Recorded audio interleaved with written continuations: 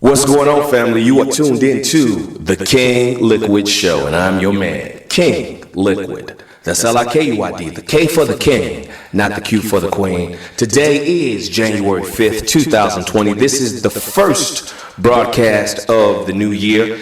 Classic hip-hop and R&B Sundays. This is First Sundays. This is how I do it every first Sunday of the month on the King LiKuiD Show. I'm doing a little extended mix for y'all today. Wasn't able to hit y'all on the 1st of December, unfortunately, due to technical difficulties, but that's okay. I figured I'd make it up to y'all today, hit y'all on the back end, and give y'all a 2-hour mix. Up next, fam, we've got our weekly news and updates, and today I've pretty much got only one topic that I'm going to hit on. It has multiple segments that impact the black community, impact America, and impact the world as a whole. So I'm going to be getting into that here in just a few minutes. Remember, family, visit me online, www.thekingliquidshow.com. That's TheKingliquid show.com. Follow me on Twitter. Follow me on Facebook. Check me out on YouTube. I've got my King LiKuiD Show messages, King LiKuiD Show sports rap, flash black videos, all kind of content that I'm posting up on YouTube, to include episodes of King's Decree and episodes of weekly news and updates from the King LiKuiD Show. Remember, family, the King LiKuiD Show is a component of intelligent, independent, black-owned community radio. We need your support. Support us on Patreon. You can sign up for at least $2 a month. I would appreciate it. It helps me to grow what I'm doing here, because if we don't support our community resources, we will not have any community resources. So let's get into this week's news and updates.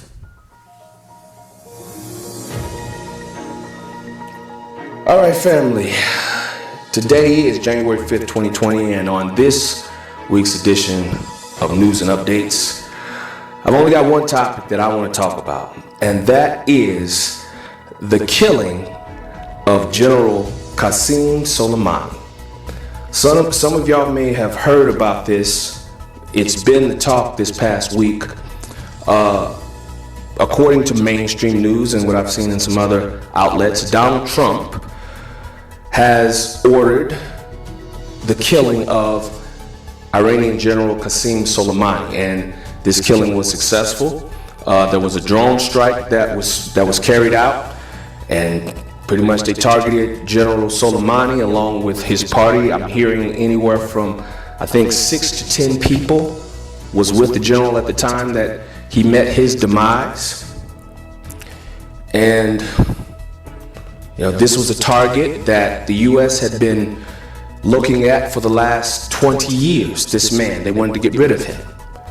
So I thought it would be a good idea to focus on this one topic because it has so many far-reaching implications. First, family, let's start off with the obvious. For those of y'all that don't know anything about this news story, let me give you some facts about how this Iranian general was killed. Not only how he was killed, but what he means to Iran and why America saw him as a high-value target. General Soleimani was visiting Iraq, and this happened earlier this week.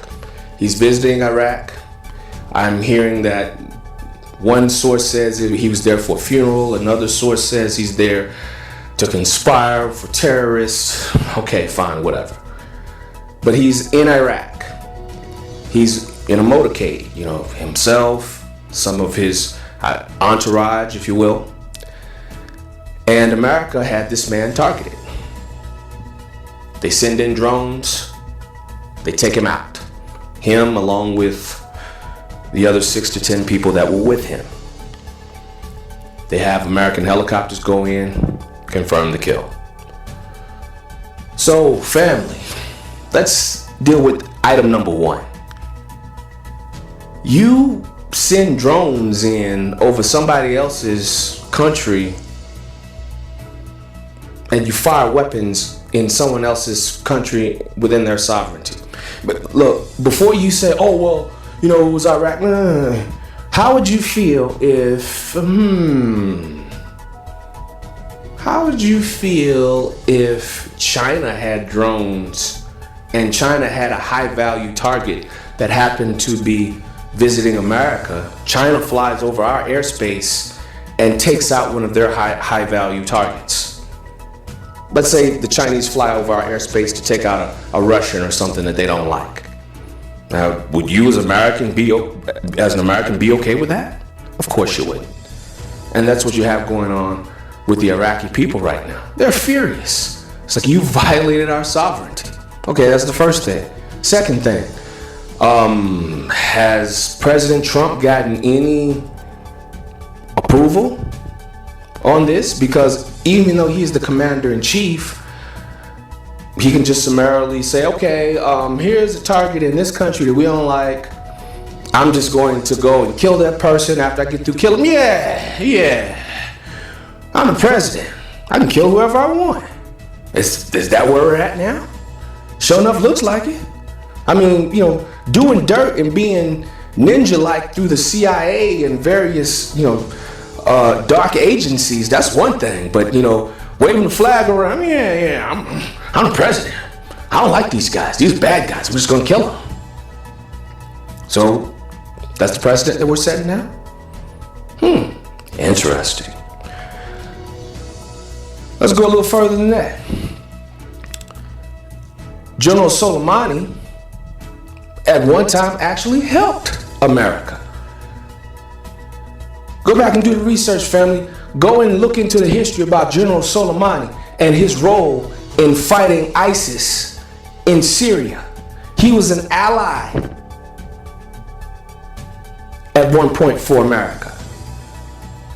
Kind of similar to how Saddam Hussein, America propped him up. Osama bin Laden, America propped him up. Y'all see what I'm saying, family? You see kind of the picture here? So now let's get into the response. And you best believe there will be a response. I saw on the CBS News where Iran has vowed revenge. They have vowed, you took out our general. And look, let me provide y'all with some insight into what General Suleimani meant to the Iranian people, and not only Iranian people, but that region as a whole. He was the equivalent of our George S. Patton or General Eisenhower from World War II. Okay, when we talk about America and we talk about great heroes, right? There is no question. Eisenhower, Patton, they're amongst America's greatest heroes. That's what General Suleimani was. So you're out of your mind if you think there isn't going to be a response. Now, I expect Iran to be tactical. I don't expect Iran to be controlled by their emotions. And I expect Iran to reach out to Russia. See, of all of the coverage that I've seen very little talked about when it comes to Russia. Iran and Russia have good relations with one another. They're good business partners and they're allies with one another. Iran and Russia share a border, okay? So family, when we went into Iraq, if you know anything about geography, go and look at a map. Go and look at where Iran's located. Go and look at where Iraq is located. Iraq and Iran share a border. The last thing Russia wanted was the invasion of Iraq, but they haven't, all they've done is just kind of damage control. That's what Russia's done. Let's bolster ourselves and make sure we're good to go, and let's make sure we manage damage control. Okay? Russia is not invading anybody's countries like America is. Russia is not developing a coalition of the willing like America is to say we need to point our finger at a nation and say you're a terrorist and we're going to go in here and kill you like they did with Libya. Okay? like we did with the lie about weapons of mass destruction in Iraq and killed over 1 million people. And oh yes, family, I have a bit of expertise on that because I am a 10-year Air Force veteran, former sergeant. I served from 1998 to 2008. And I'm telling you, there is an agenda afoot. The agenda is for Israel to have complete control of that area. Israel and Saudi Arabia, they're going to be allied with one another and use the U.S. military power to enforce their policy and their supremacy. They want to use our tax dollars, use us, so they can maintain their power there in the Middle East. So all indications point to potential war. All indications point to escalation, because that's the pattern that we see here in this 21st century. If you go back from 2000 to today, it's been aggression and escalation on the part of America. Now they'll talk about Suleimani. He has American blood on his hands. Yes, he does. But how many of y'all know the history between America and Iran? Okay? America was the one who went into Iran in the 1950s, overthrew their democratically elected government thanks to the CIA, and have gotten the ball rolling ever since with Iran. So much so to the point where George Bush has identified Iran as an axis of evil, which is ironic because General Soleimani was once upon a time an ally to America in the global war on terrorism. Okay, he was working with America until America came out and said that Iraq, Iran, North Korea, axis of evil, George W. Bush, old stupid W. Okay, once he did that, General Suleimani was like, hey America, I'm trying to work with you people and this is how you guys, all right, I'm done. So why is America conducting herself? What do we as American citizens have to get out of this? I'll ask you another question. What did we get from Iraq? Israel is afoot here, y'all. This is about Israel. This is about Israel.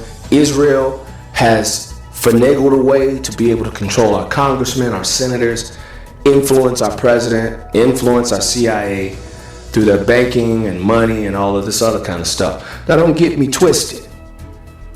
I'm not saying that I'm against the Jewish people or Israeli people. I'm talking about their government and them jokers that work in the shadows. All right? These guys who believe in something called the Samson Protocol. Okay, some of y'all may have never even heard of what the Samson Protocol is. The Samson Protocol is an ideology that comes out of Israeli intelligence, the Mossad, where the mentality is one where we're going to control the world and the material of the world, and anyone who threatens our ability to control and do things the way we want, not only are we going to kill them, but we're going to destroy ourselves and all of existence if we can't have things the way we want it. That is called criminally, savagely insane. But that's what we have that is influencing our government right now. Now, for us as black people, what does this mean? It's just another day in America for us. The white racist cops are not going to feel the need to stop brutalizing us. The finance and banking industry is not going to stop feeling the need to make sure that blacks don't get nothing. But now, the military-industrial complex, on the other hand, don't be surprised if they start making a big push in the black community. Okay? I'm telling y'all that right now.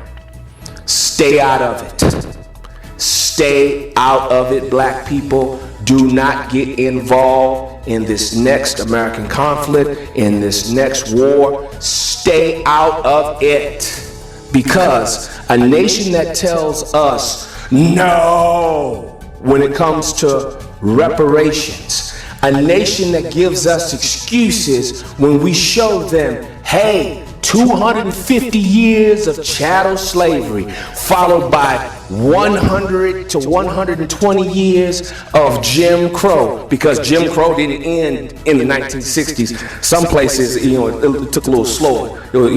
They had some Jim Crow stuff going on up into the 70s in some places here in this country. Okay?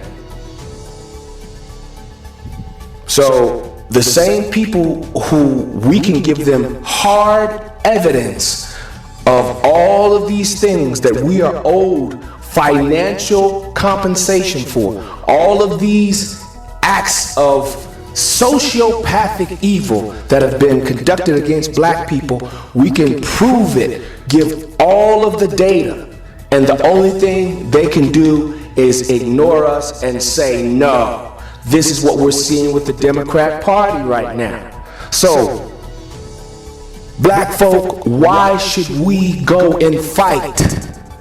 Our fight is right here. Our fight is getting what we're owed and what we're due here in America. Our fight is to live as empowered Americans, to have what our ancestors worked for that we have been deprived of for so long. That's our fight. We don't have any problems with Iran. The only problems we have with Iran is when there are Iranian immigrants who come over here and they want to get on team white imperialism and think that they're better than black people. The only problem we have with Iranians is when Iranians move here and move into the black community and want to open up a liquor store or some kind of business and then treat the people that's putting money in their pockets like absolute dog shit. Okay? That's the only problem we have with the Iranian people. But to say, oh, we want one of your generals killed or any of this other kind of stuff, no.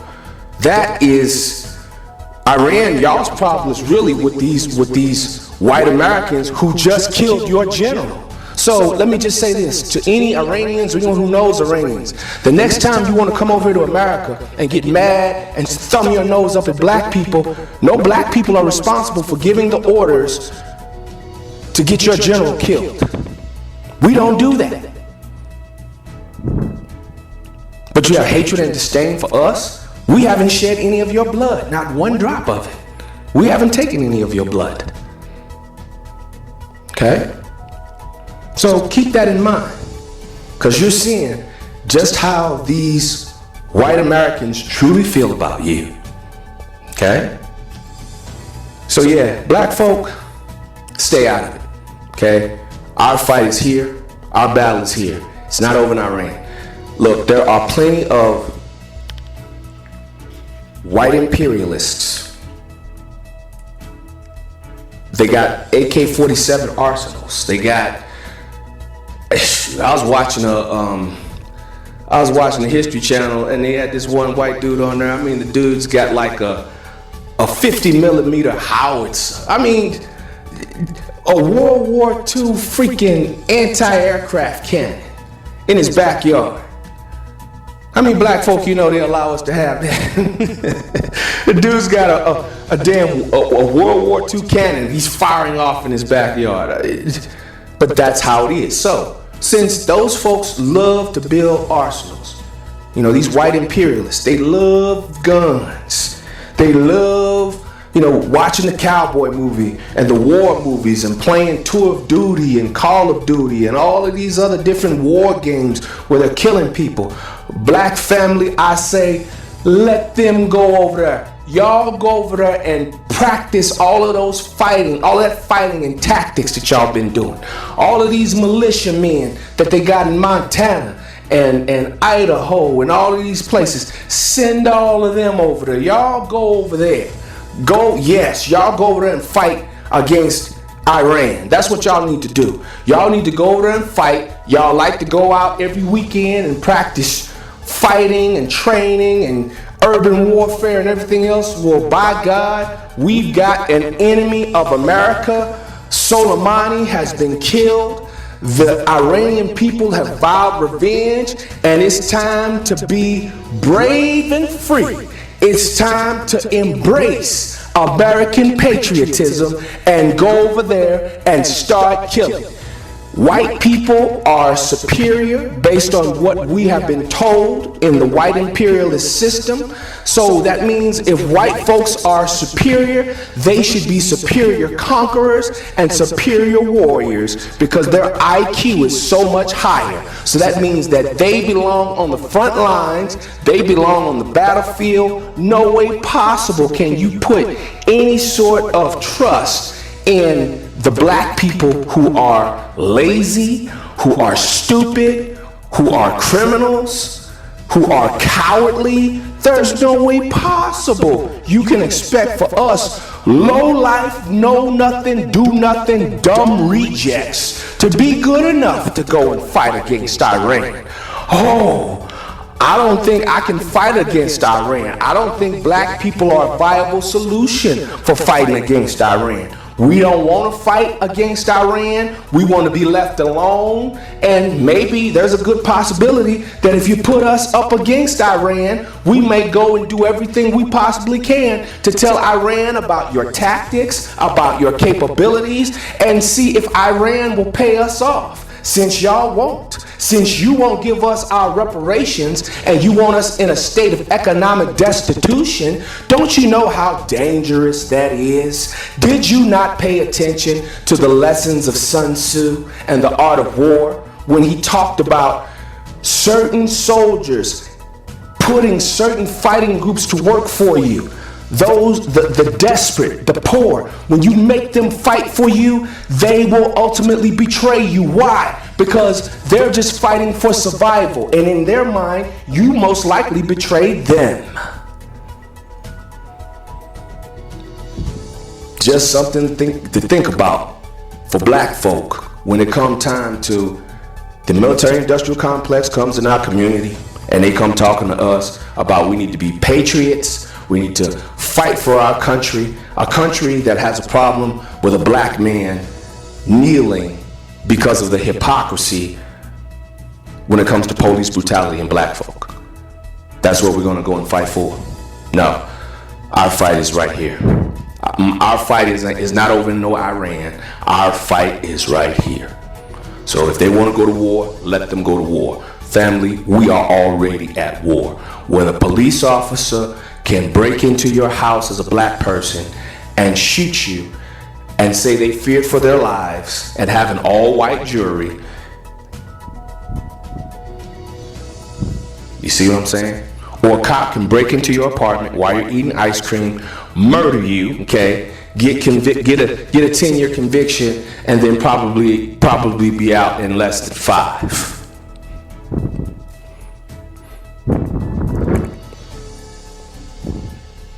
So I'm gonna end it there. This is truly eye-opening, but it should not be surprising because history and time teaches us that at the end of the day, the white imperialist American will always choose violence, savagery, and barbarism. That's how they're wired, and we're seeing it right now. And I've talked about the implications that it's going to have on America. I've talked about the implications that it's going to have on black folk and potentially the world. So no need to be depressed. You ain't got nothing to worry about. So you know what? I want to get back to the music. I want to get back to the mix. Actually, in the aftermath of that, family, I think I'm going to hit y'all with some Tupac. Tupac Shakur coming up next. Hit y'all with a little smile. This is the King LiKuiD Show, and I'm your man, King LiKuiD. This has been the weekly news and updates. I appreciate all of y'all for listening. I know the news and updates was a little long this week, but sometimes, family, there's certain things that happen that need to be reflected on and discussed. So let's get back to the mixing. And I am King LiKuiD. This is the King LiKuiD Show. I'm going to hit y'all with a little Tupac and Scarface. Stay locked in. Don't go nowhere. This is the King.